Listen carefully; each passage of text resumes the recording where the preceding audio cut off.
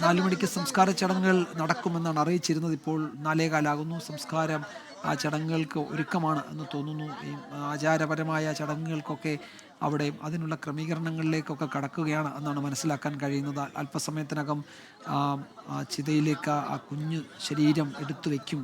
അതാണ് ഇനി ബാക്കിയാവുന്ന ചടങ്ങ്. അനുജൻ അവിടെയുണ്ട്, അച്ഛനും അമ്മയും മറ്റു ബന്ധുക്കളുമൊക്കെ ഉണ്ട്. എല്ലാവരും മിഥുന് അന്തിമോപചാരം അർപ്പിക്കുകയാണ്, അല്ലെങ്കിൽ അന്ത്യയാത്രാമൊഴി നൽകുകയാണ്.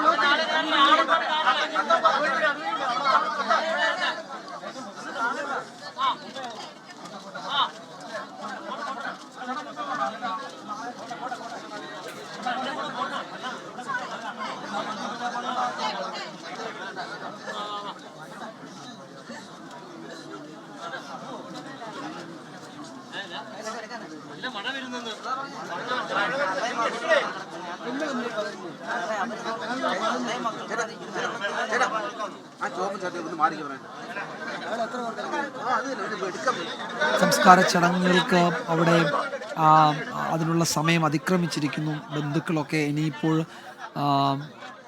മിഥുനെ കണ്ട് അവിടെ ഒന്ന് മടങ്ങണമെന്നാണ് നാട്ടുകാരൊക്കെ പറയുന്നത്. ഇനിയിപ്പോൾ മൃതദേഹം ചിതയിലേക്ക് എടുക്കണം.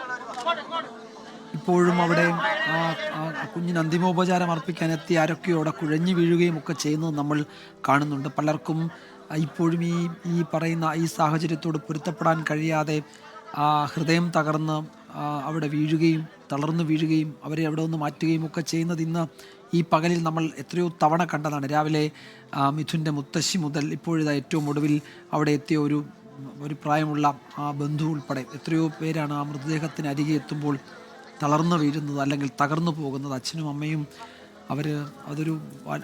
ഒരു സങ്കട കാഴ്ചയായി നമ്മളുടെ മുന്നിൽ തുടരുകയാണ്. നമ്മൾ ഇനി എത്ര കാലം കടന്നാലും ഈ കാഴ്ചകൾ നമ്മളെ, ഇത് കാണുന്ന ആളുകളെ വേട്ടയാടിക്കൊണ്ടിരിക്കും. ഈ ദുരന്തത്തിൻ്റെ ബാക്കി പത്രം അതൊക്കെ തന്നെയാണ്.